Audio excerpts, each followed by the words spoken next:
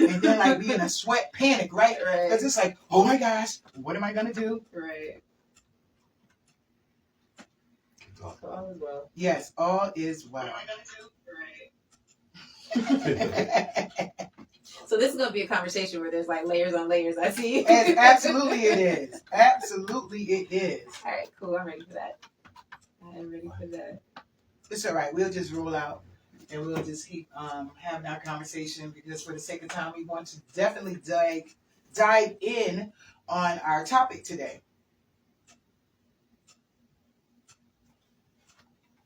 So it's an interesting conversation we had in preparation for this. And you were kind of like, what would you want to bring to what would you want to speak with Unspoken Elephants? And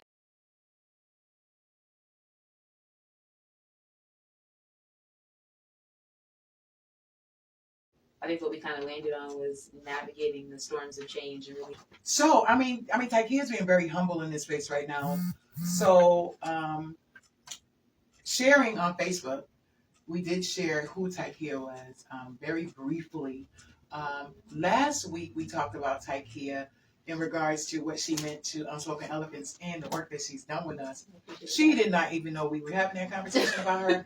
And so I am a firm believer in, if you're going to talk about somebody, you got to at least let them hear the recording, see the recording, be a part of the conversation. They'll be like, girl, I said something about you, now come back on. Right. So, so I did share with Takiyah that we actually were talking about the foundation of Unspoken Elephants and how instrumental she was with being a part of that. Takiyah was our strategic planner and we learned a lot. She was very consistent when we were not. I think we all were learning together. Yeah, we were learning together, but I shared on Facebook that Takiyah is a social change strategist. She is a performance improver, and she focuses on helping people learn from their failures. Now that, to me, it's phenomenal. And we were talking, and we came up with, as Takiyah was saying, the topic to be what happens after the storm. And then the goal is like redemption. Mm-hmm. Now, I'm not a whole expert in this space. I know that we've all had storms, right? And spiritually, you would hear people say, and my grandmother would say, like, after the storm will come. And it's not always a bad thing. A storm actually gets rid of some of the worst things. And we think the storm is bad, but what we're actually going through is what's bad. And the storm kind of wipes that all away. But, in lieu of all of that, Truth, you got yourself together over there? Well, yes. I wish I had you together, but we work on it. Question. Hopefully answer. Tell us a little bit about yourself. Yes. What do you do? Okay. Well, I will start by saying that I am a child of God. I think that's a good place to start with. Introduce yourself to people. So my name is Takiyah. Takiyah is Arabic for righteous.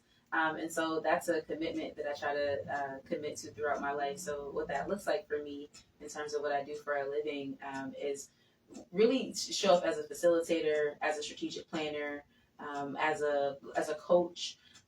The work has happened across a few different cities and it's evolved over time. But I actually really started out as a road manager and a background singer for a rap group. Oh. And really? And so that work got me into operations management because it taught me how to run a show, how to, find contacts to have shows at different college campuses, so on and so forth. And I was also interning at Nesby at the time. My family was going through a storm. And in all of that, I wanted to move and kind of find my own way. And so that led me to Miami. In Miami, I started doing resident leadership trainings and building curriculum for community members. That turned into operations management, But what is most important to me in this world is helping people kind of help themselves and helping people find ways to reach their goals. I truly do believe we are all built to contribute and to build something and to make a better world than we found it. So I'm hoping that the things I do help people stay on track to make that possible. Beautiful. Any questions for me? Of course not. I don't want to steal the thunder. I actually don't. So Takiyah, we talked about this conversation. I'm actually here so that I can be less of a facilitator of the conversation. And a lot of people if you've ever been blessed with Takiyah being in your space, how she's able to finesse the floor and really tap into the people in the room. And so that's why I'm just going to lean in on that. Oh. Hey, progress. All right. What do you know about the truth? Lean back and better. I knew I'd work it out.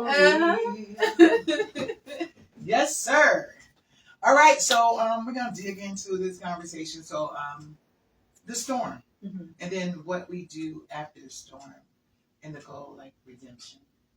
So we're gonna have you take the floor, Takiyah, and I, you can ask me whatever. I'm an open book. The truth, he's here with it. We also have our Facebook Live. Thank you all for joining us. Please feel free to be a part of our conversation. I will take some breaks in between and share our phone number, our email, so that you can contact us if you feel like you want to inbox us. Some people don't like to share out loud, but we would love to get your feedback on the conversation that we're having this evening. And then, it's always not over. As God blesses us with another day, we could always continue to have these conversations. Takiyah is not far. So let's just kind of dig in deep on that. Indeed.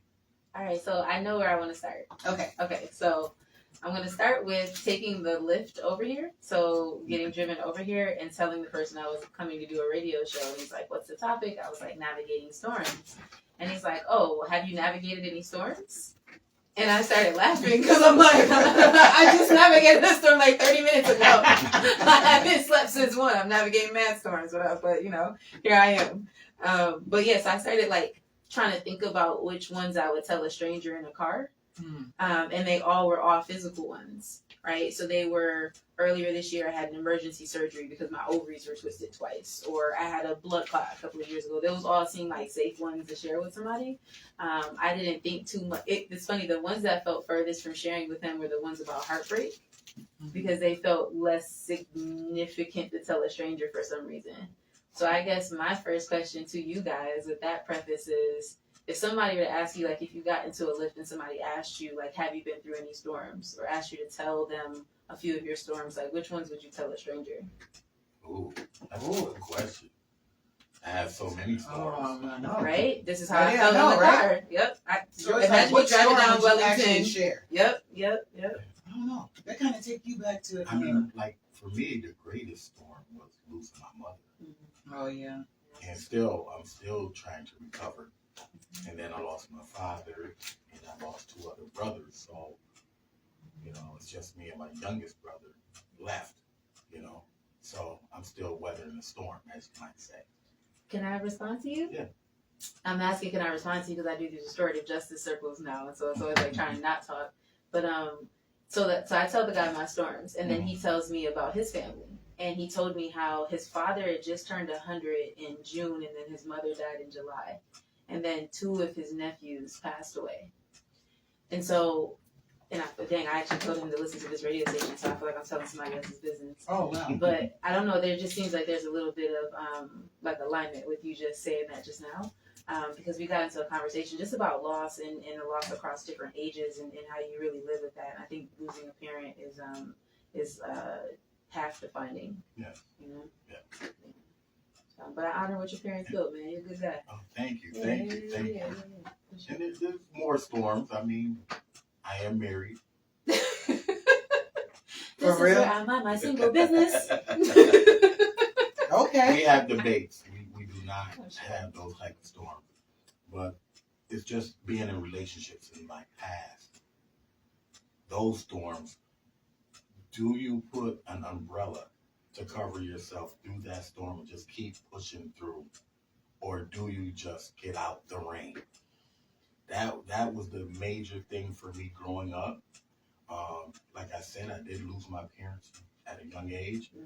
And a lot of things that I did was for survival. So if I got into a relationship, by all means, I'm trying not to say I was using people. But it was survivalistic. But it was, yeah. I still was a good guy. I still was doing what I could do, but it was based off of survival, So that's just really please note that when my head is down and you see me on live, I'm actually managing the chat. So I can get some feedback. I see all the hearts and love. Keep it up, y'all. Straight like, love, love, love, love, love, love, love. Covering during the storm. Yes. I just heard you say that. Yeah. When you said an umbrella, and I mean, sometimes, I'm not trying to be funny, baby, like a lot of those things were tsunamis. You know, you know, so it's like taking cover through the storm. What do you actually do in the midst of it? Do you identify that it's even a storm? And then when they're back to back, right? And then now people want to put a name on the storm and say maybe a traumatic experience, right? But first, you got to figure out if you even know if the storm is severe. Right. Some people go through the storm for years and years until one day they just decide to see the sun. All right, so 2 things actually. One is something my father's mother always said. She worked in an ER. And she used to always be like, she would see all these people who had taken their lives or attempted to take their life. And she'd always be like, if they had only waited for the sunrise, they might have found a reason to live. Yeah. So that always would sit with me in really hard moments, like just wait for the sunrise, just wait for the sunrise. And the one I saw this morning actually was really beautiful. So to pull it to the present. The other thing I wanted to bring up were buffaloes. This is something I just learned like yesterday, the day before. Buffaloes are the only animals that run into a storm.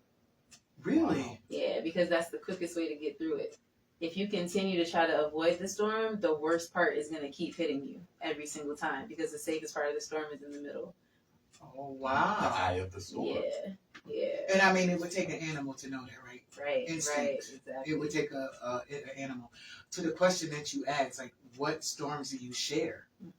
Yeah. I don't know, that kind of makes me think about testimony services at Yeah. church. You know, people just get up and testify, and it's like, ooh. And then, of course, there's always somebody in the room that can identify. For sure. I don't even know what storm I would share with somebody. A stranger at that. A stranger at that, right? And you only have a couple of minutes, right, for context. So Right. and And then it's like, oh, do you even want to tell anybody all of that or any of that? But to that point, how many of us?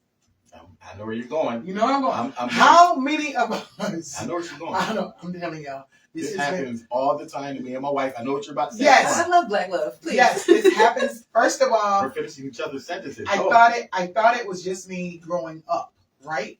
This has been happening to me since I was a child. People would just come and tell me things. Like, I didn't ask for the information. I didn't open up my mouth. I didn't send you any eye contact. I'm just standing here. Yeah. And it's like, I learned early on what confidentiality meant. Yeah. Because for me, it just took too much time to even share what someone else had shared with me. But I'm just like, whoa. Like, I didn't ask for all of that. But I didn't want to let the other person know, like, way too much for me and didn't even want to hear all of that. However, I learned to have compassion and empathy at an early age because it's like, I guess people, I didn't even know the word was vent, needed advice, needed a vent. Is that where you were going? Yes, honey. Listen, I understand because people walk up to me all the time. I'm sitting there, I might be drinking a coffee or something like that, and they're telling me their life story. But I realize it's easier to tell a stranger who has no judgment of who you are. Mm-hmm. Yeah, there's no weight, so it happens. There's no weight. You tell family, next thing you know, your other auntie and uncle know it. And, you know, your business is out there. Yeah, but if you talk to a stranger, you might not never see that stranger ever again. That's how we get social media. But there's and that's some of the security that people get. Yes, there's a TV program that's out. My wife loves to watch. And these gentlemen, instead of going to see a psychiatrist, created their own circle and group to have this conversation because they're all men. Yep. You know, and they're all friends. And so the one friend, I'm talking about The Chi, if any of y'all watch The Chi, I like The Chi.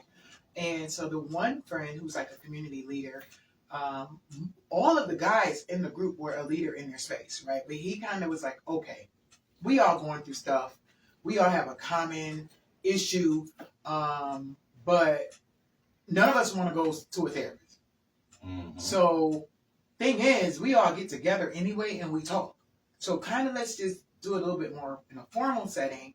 So they establish like a circle, restorative circle amongst themselves, and just have those conversations. And then like an hour later, they were back to having like their regular beer on the couch, you know, like conversation. So it was, I thought that was really cool. And I got three things to say. Go ahead. My brain has got paths. One is so I'm building my capacity as a restorative justice practitioner. And I give a lot of honor and space to people who've been doing that work before me. And I honor how they hold space for each other in the world of like restorative justice. And so in a conversation that we were having earlier today, we were talking about the fact that some folks came into like native and indigenous spaces and saw these circles and then tried to turn them into these books to explain to somebody else. And they maybe over processed something. And in their over processing, they forgot something that was key, which was when these other groups were coming together in circles, they were homogenous groups. They already were connected to each other. They were already in relationship. Yes. And instead, we were trying to bring these restorative circles into spaces where people don't know each other, where they're heterogeneous. And so there's a lot of community building then that we have to do just to even allow people to benefit from this restorative circle.